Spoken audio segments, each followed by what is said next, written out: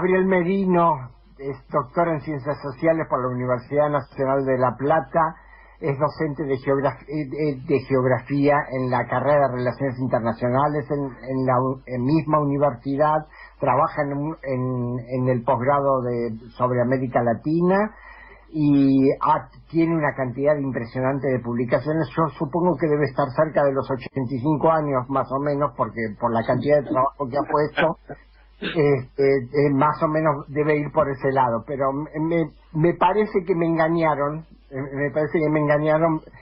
porque es mucho más joven que nosotros dos, Hugo. Sí, así que vamos a saludarlo. ¿Qué te parece? Le damos un gran abrazo virtual. ¿Qué tal? Un gran abrazo, Hugo, Eduardo. Es un gustazo estar acá. Un poco exagerada la presentación, pero bueno, me gusta estar con amigos. y la verdad que sí, muy lindo. Y aparte, Eduardo, yo, como vos sabés, te pido y también disfruto mucho de tus análisis, así que estamos como en sintonía bastante permanente. Vamos a empezar livianito, ¿no? como para romper el hielo. Desde que soy pibe, hace muchísimo, escucho que ante diferentes situaciones, o por la guerra de Vietnam, o por, no sé, por distintas, que se viene el fin del imperio. ¿Viene el fin del imperio ahora con el coronavirus, la pandemia, la crisis sanitaria que está viviendo Estados Unidos, y económica también, por supuesto? Y ahora lo que vamos a tener más que el fin del imperio es un imperio en declive que va a exprimir todas sus armas para tratar de detener su caída, para tratar de conservar una posición dominante en el sistema mundo, no ya hegemónica, sino ya no es el imperialismo norteamericano o angloamericano por el que ese polo de poder funciona, ¿no? como un mismo actor, ¿no? Estados Unidos, el Reino Unido y aliados. Pero, si bien ya no tiene, decía, la hegemonía, hay una crisis de hegemonía evidente, sí todavía tiene fuertes armas, tanto financieras como económicas, como específicamente militares, mediáticas y de otro tipo, y tecnológicas, por supuesto, para conservar una posición fuerte y desde ahí tratar de no declinar. Lo que seguramente sí estamos, o por lo menos es lo que yo afirmo, desde el 2001 arrancó una transición geopolítica. No por nada, desde el 2001 Estados Unidos declara la guerra al terror, que es un poco la guerra cualquiera que desafía su posición dominante en el sistema.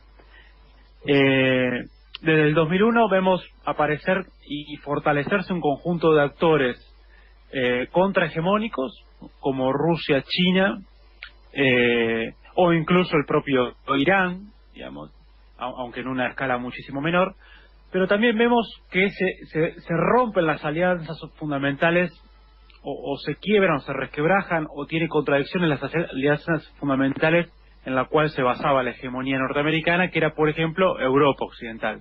Hoy vemos como esa relación entre Washington y París y Berlín, es decir, el eje fundamental de la Europa continental, están cada vez más resentidas por distintos temas.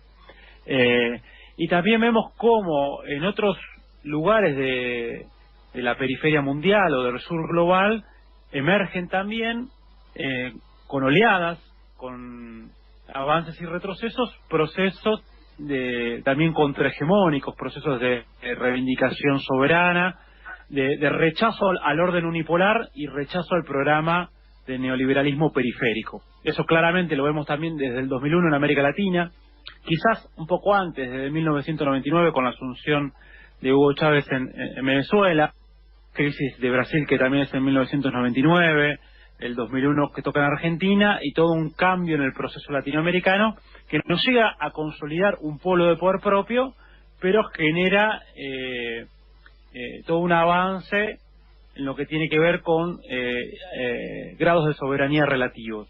Entonces, en ese mundo estamos. Sí, justamente cuando hablabas de las alternativas que se presentaron en aquel momento en América Latina, ¿vos ves en este momento a nivel mundial alguna alternativa? Es decir, ¿salimos de un orden y pasamos a otro? o qué es lo que viene? Ahora, lo que nosotros me parece que entramos, y con la pandemia eso se acelera, en una situación de, utilizando las palabras de Giovanni Arrighi, un sociólogo italiano que trabajaba estos temas, que murió hace poco tiempo, entramos en una etapa de caos sistémico, de las grandes transiciones hegemónicas. Vos primero tenés una crisis de hegemonía del orden mundial y del actor o de los actores dominantes, y después pasás a un caos sistémico. ¿Qué es guerra? Guerra no necesariamente tiene que ser una guerra como vivimos entre 1914 y 1918 y después 1939-1945. Eso es un proceso, el proceso de entreguerras. Ese fue un proceso de caos sistémico, que es donde a nosotros nos sirve mirar para ver algunas claves del presente. Ese periodo que va entre 1914, 1945, y quizás lo podemos extender hasta 1953, que es cuando el inicio de la guerra de Corea, ¿no? Y ahí se cierra todo un proceso que tiene que ver con el ascenso de la hegemonía norteamericana, estadounidense.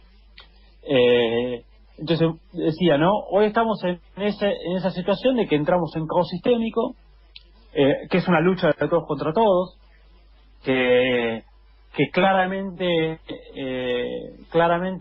uno puede ver que a partir del 2014, con la guerra civil en Ucrania, la intensidad de la guerra civil en Siria, participando todas las potencias, la situación en el Mar del Sur de China, y todo un conjunto de escenarios de conflicto a nivel mundial, uno empieza a ver que se desarrolla una guerra mundial híbrida y fragmentada. Si no es una guerra convencional, ni es una guerra como vimos de esas catastróficas como la Primera Guerra Mundial y Segunda Guerra Mundial. Es una guerra que en un escenario de destrucción mutua asegurada por el arsenal nuclear que tienen las grandes potencias, se desarrolla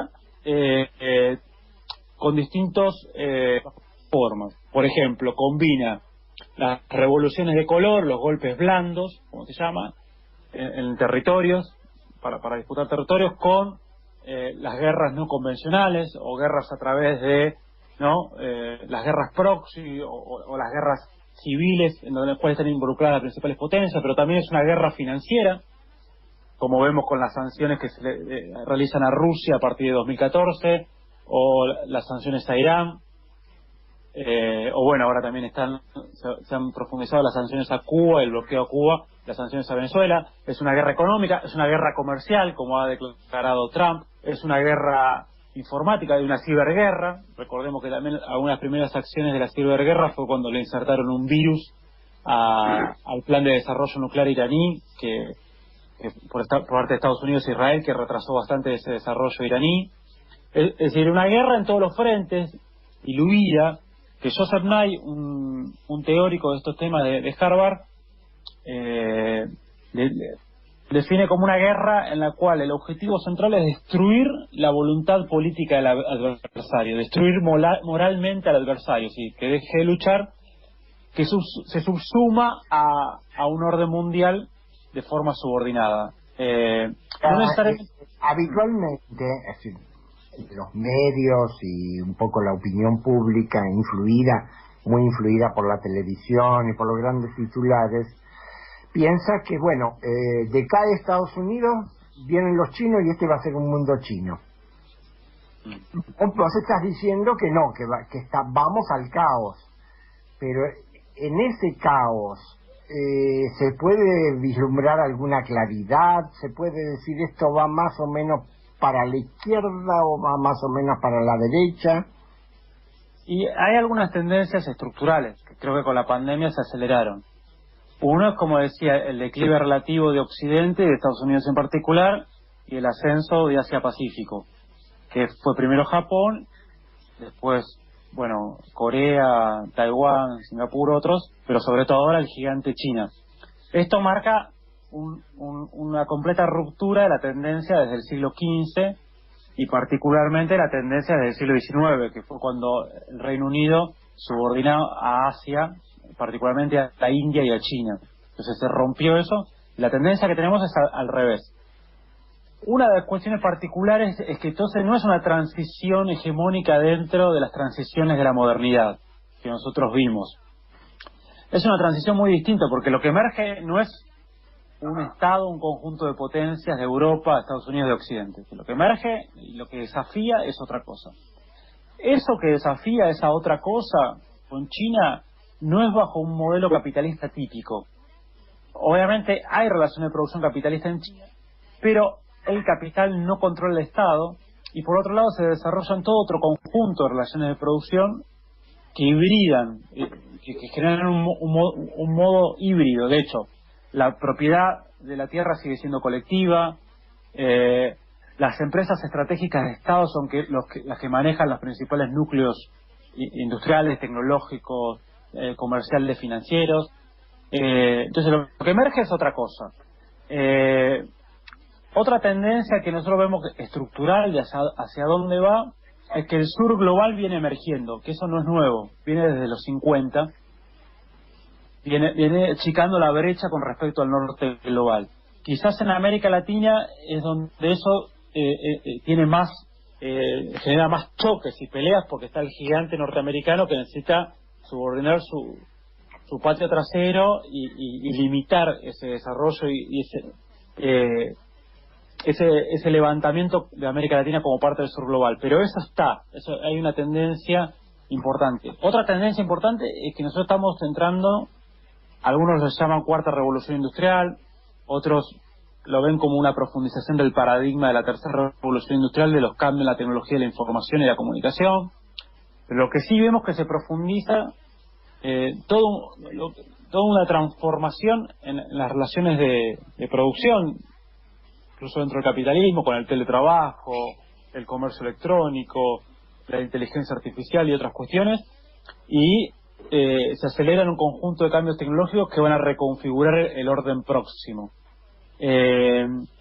Lo que nosotros vemos hoy por hoy es que en la lucha por distribución de poder y riqueza, que es lo que está en juego, ¿no?, en esta gran transición, y para ir a tu pregunta bien concreta, ve claramente que el sur global y los actores contrahegemónicos tienen cada vez más capacidad de luchar por mayores cuotas de poder y mayores cuotas de riqueza. Obviamente, eso se resuelve después en enfrentamientos, en capacidades para hacerlo efectivo. Después, cada conflicto, cada situación, hay que ver si se pueden lograr o no. Pero eso hay una tendencia ahí. Y por otro lado, siempre yo recuerdo que son en estas grandes transiciones hegemónicas cuando se dan los procesos revolucionarios. También cuando crecen los grandes monstruos. Es decir, si vos analizas América Latina, entre el 14 y el 53, vos tenés el surgimiento de los grandes movimientos nacionales populares del siglo XX. Un poco antes del 14, la Revolución Mexicana, y no después el vallismo en Uruguay, pero el irigoyenismo en Argentina, y después también el peronismo, o el cardenismo en México, o Vargas en Brasil. Es decir, distintos movimientos nacionalistas con raigambre popular que generaron mayores niveles de soberanía, desarrollo relativo, distribución de riqueza, etcétera. Es decir, en estas grandes crisis de hegemonía son también los grandes momentos revolucionarios. Bueno, de hecho, la revolución rusa del 17. Incluso también pasó lo mismo en la anterior transición hegemónica, en la transición que corona finalmente en 1815 al Reino Unido. Fíjense que en ese momento fue el periodo revolucionario latinoamericano también, de las grandes independencias. Entonces, estas transiciones contienen esos dos polos bien marcados, o esas dos tendencias: a la emergencia de los grandes monstruos, de las reacciones conservadoras, de los fascismos, los nazismos, los autoritarismos, las clases dominantes que tratan de, por la fuerza, asegurar su dominación. Ahora enseguida vamos a ir a una pausa, pero me gustaría dejar abierto un tema. Pensaba en los poderíos de las principales potencias, el poderío no solo económico, sino armamentístico que tiene Estados Unidos, que tiene Rusia. Se desconoce, pero sí se cree que es mucho también el que tiene China.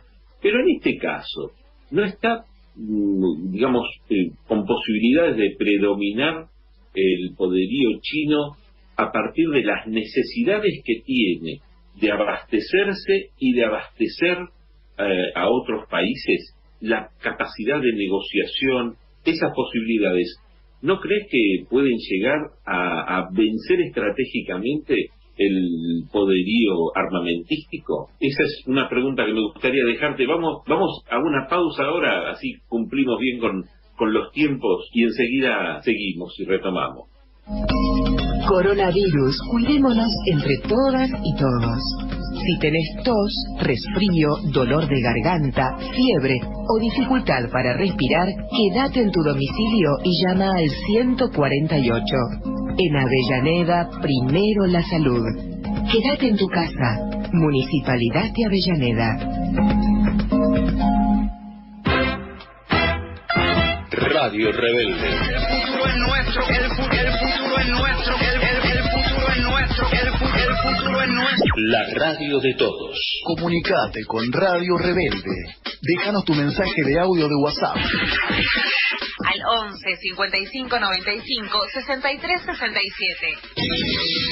11 55 95 63 67. Agenda el número y participa de esta asamblea radial. O seguinos en las redes. En Facebook, Rebelde AM740. Y en Twitter, AM740 Rebelde. La Rebelde necesita tu ayuda para seguir expresando la voz de todos. Acompáñanos con tu aporte a la cuenta del Banco Credicop número 1471/0, sucursal 256. 1471/0, sucursal 256. O suscríbete desde la web con un aporte mensual a www.rebelde740.com.ar.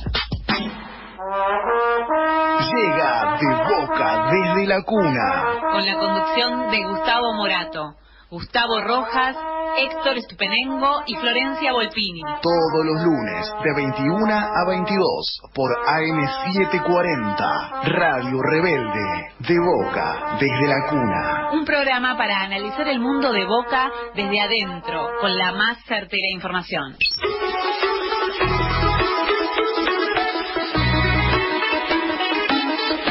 Radio Rebelde. La radio de todos.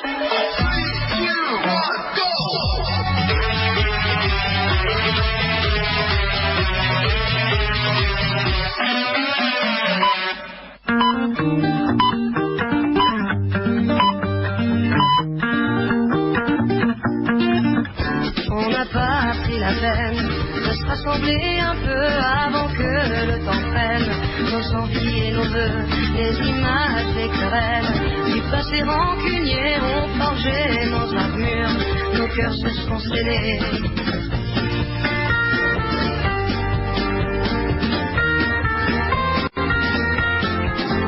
Restés seuls dans ce coin, nos démons animés, perdus dans nos dessins, sans couleur gris foncé, on aurait pu choisir le pardon, essayer une autre histoire d'avenir que de vouloir oublier.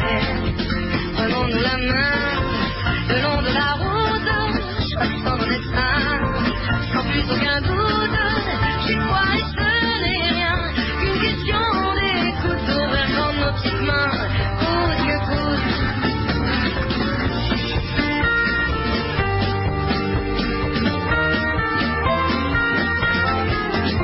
On n'a pas pris la peine de se parler de nous, nos fiertés tout devant, sans pouvoir se mettre à genoux dans nos yeux transparents.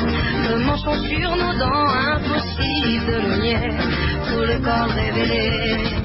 Prenons-nous la main le long de la route, choisissant nos destins, sans plus aucun doute. J'y crois et ce n'est rien qu'une question d'écoute, ouvert dans nos petites mains, goutte que goutte. Prenons-nous la main le long de la route, laissez vivre la vie, glisser sans retenir.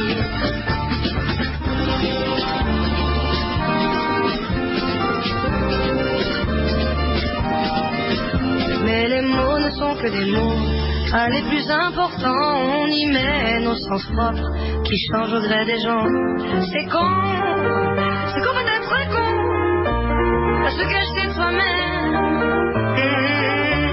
C'est con peut-être con, car l'autre n'est que le reflet de ce qu'on se fait à la couverte.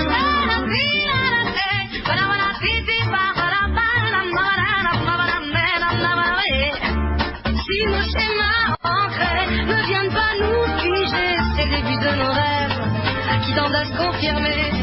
Prenons-nous la main le long de la route, choisissons nos destins sans plus aucun doute.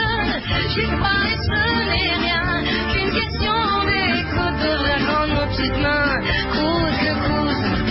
Prenons-nous la main le long de la route. Seguimos en el segundo bloque del programa y conversando con Gabriel Merino, doctor en Ciencias Sociales, investigador del CONICET, docente universitario en varias universidades y de varias materias. Habíamos dejado una pregunta instalada acerca de los poderíos. ¿Qué podrá más? ¿El poderío económico, el poderío armamentístico, las necesidades globales de comerciar?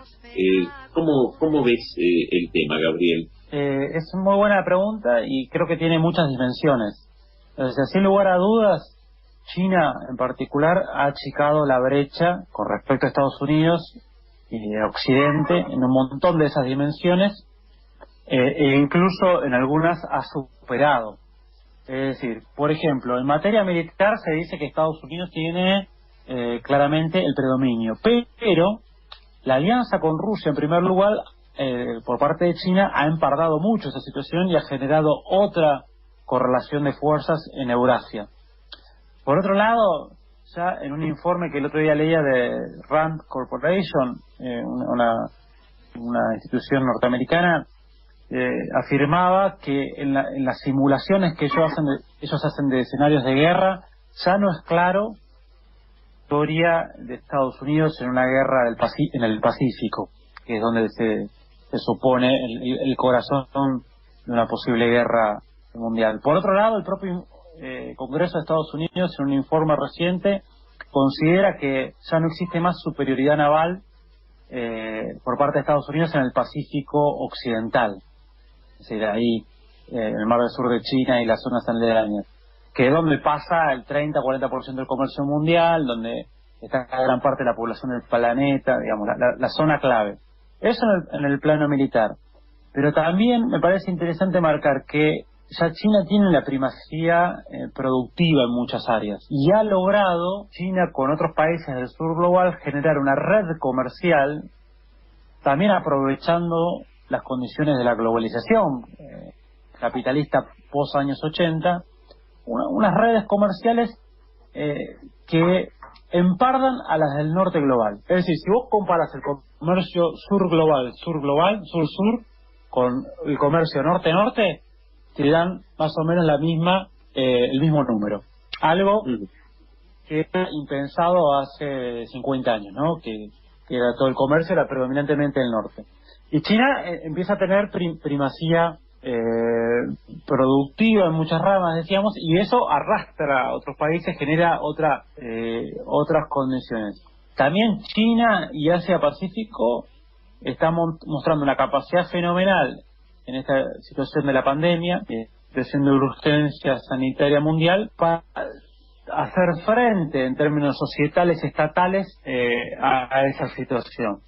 Es decir, tanto China como Japón, como Corea, como Taiwán, como Vietnam, tienen la capacidad de controlar la pandemia, que no haya muertos, o un número significativo de fallecidos, de organizar sociedades inmensas, en el caso de China de 1.400 millones de personas, y a su vez hacer andar la economía.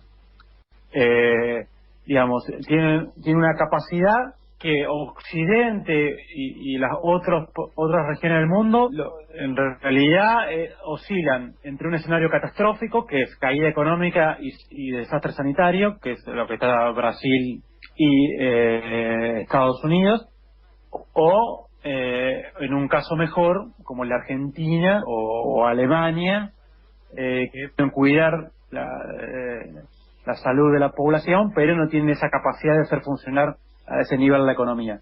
Entonces ahí hay una capacidad estatal, societal, muy interesante.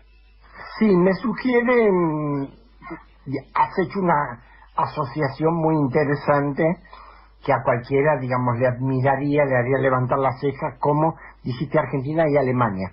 Es decir, ¿vos pensás que una buena, entre comillas, resolución de la pandemia con relativamente pocos muertos puede colocar a Argentina en algún tipo de posición de liderazgo en América Latina? Sí, ojo, también dije Brasil y Estados Unidos, aclaro, o sea, no es por comparar Argentina con Alemania, pero sí es interesante mostrar que para mí me evidenció dos cosas la situación de Argentina. Una, obviamente, decisiones gubernamentales que estuvieron y que fueron acertadas y que son evidentes, pero también capacidades societales estatales que todavía existen, incluso a pesar de 4 años de declive periférico en términos, ¿no?, del gobierno anterior. Y eso se ve, por ejemplo, en la cantidad de unidades de cuidados intensivos de Argentina. En la región era muy superior, en la capacidad de producir tecnología en el campo de la medicina. De hecho, producimos respiradores. Entiendo que es el único país de la región que lo hace, pero también tener cierto desarrollo en ciencia y técnica para, desde el CONICET, por ejemplo, generar soluciones ante esta situación de pandemia, e incluso soluciones que son reconocidas a nivel internacional. Creo que todo eso, si Argentina lo conserva, sin dudas le va a dar un lugar de importancia en la región. Siempre lo tuvo Argentina un lugar de importancia, pero puede generar un camino, y sobre todo ante la crisis profunda de Brasil, donde además hay una lucha interna en el establishment muy importante, que se refleja eso en el alicaído y problemático gobierno de Bolsonaro. Creo que ahí hay una lucha de poder muy importante en las alturas en Brasil, donde el gobierno más esa combinación entre neoliberalismo económico, con ultraconservadurismo político y alineamiento colonial con Washington de Trump, de Bolsonaro con respecto a Trump, está generando muchas crisis e incluso muchos sectores que se le oponen. Y creo que la región está en convulsión. Yo decía hace un tiempo, cuando ganó Macri en Argentina, yo decía que no hay condiciones para una hegemonía neoliberal. No hay condiciones para un proyecto neoliberal que tenga legitimidad política y que funcione. Primero porque como no hay crecimiento desde el norte global, y no hay crecimiento con los países a los cuales uno es más dependiente, en realidad no hay condiciones de generar legitimidad, porque no hay ni siquiera desarrollo dentro del subdesarrollo. Es tipo los 90, que bueno, vos tenés algo de crecimiento económico, aunque vos seas subdesarrollado. Hay una situación de estancamiento total desde el 2010 en el norte global, y si vos te atás a eso, es más el excedente que se va para afuera y la extracción de ese excedente que la posibilidad de crecimiento, de acumulación, incluso bajo la condición periférica. Después, porque hay una situación de multipolaridad, y eso es muy importante tenerlo en cuenta. Doy un ejemplo que le pasa a Brasil, incluso le pasaba a Macri. Cuando Trump le pide, romper relaciones con China, Teresa Cristina, que es la ministra de agronegocios, de agroindustria de Brasil, que representa los intereses de los agronegocios, le dice, no, ni loco, vos rompes con China. Porque nosotros somos China Love, digamos. O sea, nosotros amamos a China, China nos compra, y esos son los grandes terratenientes brasileños.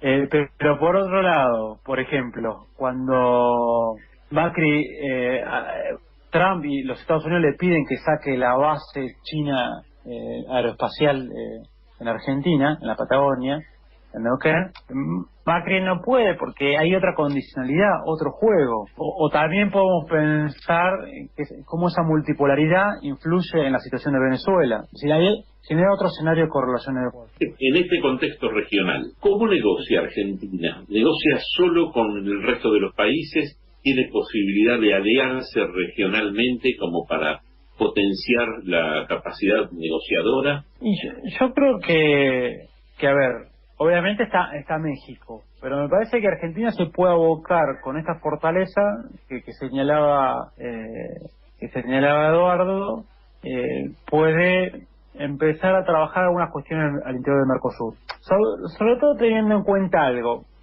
Por ejemplo, cuando Bolsonaro quiso tirar por la ventana del Mercosur junto con su ministro Paulo Guedes, la burguesía industrial brasilera representada en la CNI, la Confederación Nacional de la Industria, y el vicepresidente Hamilton Mourão, que es de las Fuerzas Armadas de un sector distinto al bolsonarismo, por así decirlo, le dijeron no, y nosotros tenemos que fortalecer el Mercosur, y fue ese Hamilton Mourão quien vino a la asunción de Alberto Fernández.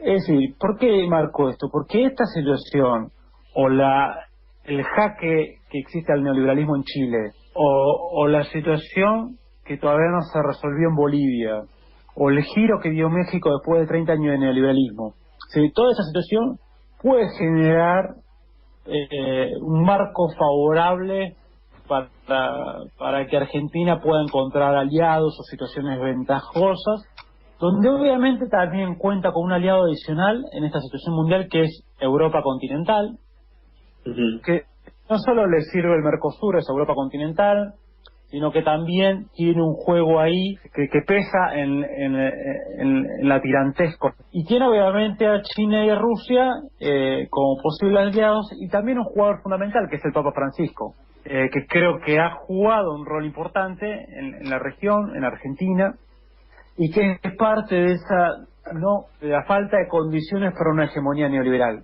Que la propia conducción de la Iglesia Católica sea o emita discursos permanentemente en contra del capitalismo salvaje, en contra del dios dinero, en contra del neoliberalismo, en contra de la cultura del descarte, y propicie alianzas contrarias a esa política, también es un límite y es un aliado importante en la región. Entonces yo creo que si uno mira a primera vista, dice, bueno, esa es la situación del 73 de Argentina. Llega un gobierno nacional popular al poder y está aislado, ¿no? Después del golpe en Chile, la situación, el retroceso en Uruguay, golpe en Bolivia, ya venía en dictadura Brasil. Eso, si vos sacás una foto, puede dar esa sensación.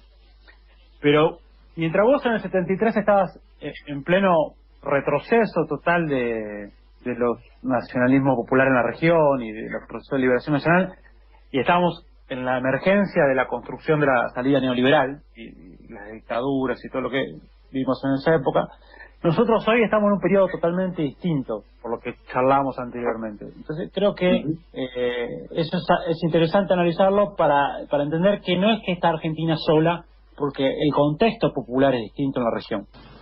Todavía nos quedan unos cuantos minutos de entrevista por delante, después nos queda otra hora más de programa. Como vamos a charlar después de Estados Unidos, vamos a conversar con Gabriel Merino varios temas más relacionados con la geopolítica. Así que hacia ahí vamos a seguir conversando con Gabriel Merino, doctor en Ciencias Sociales, investigador del CONICET, docente de varias universidades. Eduardo. Ahí me incitas a una provocación. Y si en noviembre ganan los demócratas en Estados Unidos y vuelve al poder el llamado Estado profundo, o sea, las corporaciones multinacionales, todo el aparato militar, el aparato de inteligencia, o sea, todo lo que fue Clinton, y sobre todo Hillary Clinton, Obama, es decir, globalismo más universalista, que mete las Fuerzas Armadas en todas partes. ¿Qué pasa? ¿No corremos el riesgo de una contraofensiva en todo el continente? Sí, pero va a seguir partido para mí Estados Unidos. Como durante el gobierno de Obama o peor. O sea, esa grieta en Estados Unidos, en por lo menos 3 sectores, ¿no? Esos globalistas, como bien les llamabas vos, Eduardo, con las transnacionales, las grandes redes financieras, las tecnológicas de punta, los servicios de inteligencia, el poder más dinámico, por así decir, del imperio, que entiende que ya Estados Unidos le quedó chico y necesita armar una estructura de poder mundial con Japón y Europa y cercar a China y a Rusia. Esos globalistas van a intentar avanzar y obviamente yo creo que son mucho más efectivos, mucho más capaces de construir una fortaleza imperial. De hecho, acá estaban avanzando mucho y con la Alianza del Pacífico en la región habían sumado muchos adeptos y creo que hubiese tenido otras chances el gobierno de Macri con una Hillary en el poder. Pero a esos globalistas primero están los neoconservadores, que es una parte del gran establishment y del Estado profundo, pero que es muy contrario a esa estrategia globalista, que tiene otras corporaciones atrás. Y después están encima los nacionalistas económicos como Trump, que tienen como base sectores también de la defensa y del Pentágono, tiene como base sectores de la industria, como las grandes corporaciones siderúrgicas. No es casualidad que Dan DiMiccio, el CEO de Nucor, la mayor siderúrgica norteamericana, haya sido uno de los principales asesores de campaña de Trump, o Robert Lighthizer sea el representante de comercio, porque ahí hay atrás intereses de los industriales perdedores de la globalización. Es el sector más retrasado del establishment. Y eso no se resuelve, esa lucha.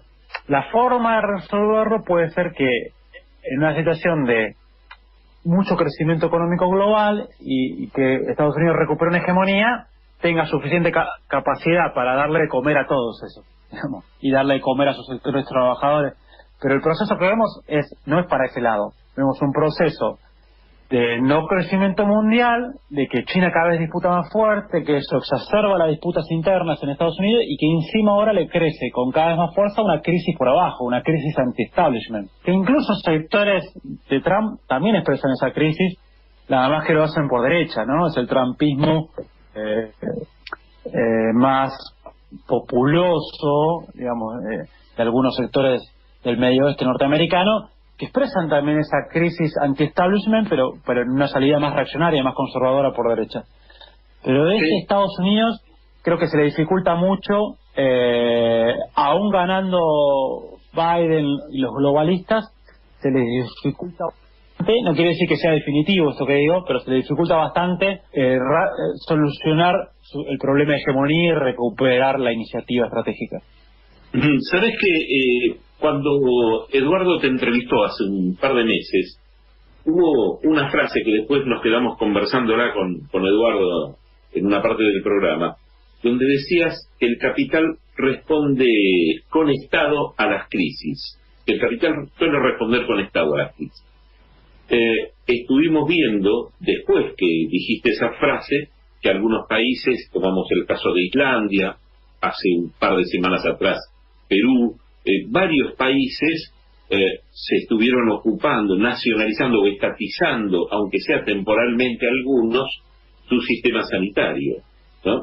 Otros países, como el caso de Alemania, apoyando a Lufthansa, o el caso de Francia, también decidió apoyar otro tipo de empresas, tema que Eduardo en el que profundizó varias veces también. ¿Cómo ves? ¿Vos crees que el mundo tiende a eso, que hay como una tendencia que los privados no pueden responder? Sí, en las situaciones de crisis, y de hecho el keynesianismo surge en una situación de crisis, ¿no? La crisis del 30, el periodo entre guerras, esa transición hegemónica anterior, que hablábamos al principio. En periodo de crisis, el gran capital promueve el gran Estado. El estado de guerra, además, el estado plan, estado de resolver provisiones, tecnologías, armamentos, y que el capital siga acumulando, y para eso inyecta dinero. De hecho, nosotros ya vemos eso desde el 2001 en Estados Unidos. Los americanistas con Bush, a través de un keynesianismo militar, para tener déficits fuertes, tanto comerciales como fiscales, e inflar enormemente el presupuesto militar y con eso dar de comer al complejo industrial militar de Estados Unidos, que es el que está en el corazón de la economía norteamericana y del desarrollo tecnológico, etcétera. Después con Obama, un keynesianismo financiero. Emitir, pero emitir no para ponerle plata en el bolsillo al trabajador, sino para rescatar las bancas, emitir y además no solo monedas, sino también mucha deuda, bonos, para generar un rescate masivo del sistema financiero y profundizar la financiarización del sistema. Financiarización que te trae un problema aparejado muy fuerte, que es el de la desigualdad, que después estalla por abajo, porque ese capital financiero que engorda, para poder acumular, tiene que sacarle a los sectores de la producción y el trabajo, porque tiene que sacar a través de tasa de interés, bueno, distintos mecanismos, sino de dónde come el sector financiero. Por abajo. Pero eso creció. Y ahora pensemos que Estados Unidos ha emitido 3,3 billones de dólares, eso le llaman trillones, en 3 meses, cuando en todos los años anteriores, para hacer frente a la crisis, había emitido 3,5 billones. Es decir, emitió lo mismo en dólares en 3 meses que lo que había emitido en 6-7 años. Es decir, hay una enorme emisión, hay un enorme rescate del Estado, de la economía. A ver, si el Estado no hubiese rescatado el sector petrolero estadounidense, estaría todo quebrado, completamente quebrado. Sobre todo el del fracking y todos los nuevos jugadores. Es más, algunos grandes jugadores querían que eso suceda porque las grandes crisis son grandes procesos de centralización del capital. Es decir, que los más grandes, los más dinámicos, los más fuertes se quedan con los más chicos. Entonces, eso es así. En la periferia nosotros tenemos el debate, por ser periferia justamente, y por tener elites pseudocoloniales, de en plena crisis achiquemos el Estado, o sea, o toda una reacción antiestatal que justamente lo que va a hacer es presionar para profundizar nuestro declive periférico, como lo vimos en los 4 años anteriores, que yo acabo de hacer un trabajo que se publicó en Realidad Económica sobre giro neoliberal, declive periférico y desigualdad en América Latina, en Argentina y Brasil en los últimos años. Los números son escalofriantes de lo rápido que se declina. Ahora, vos me sugerís un montonazo de preguntas con estas observaciones.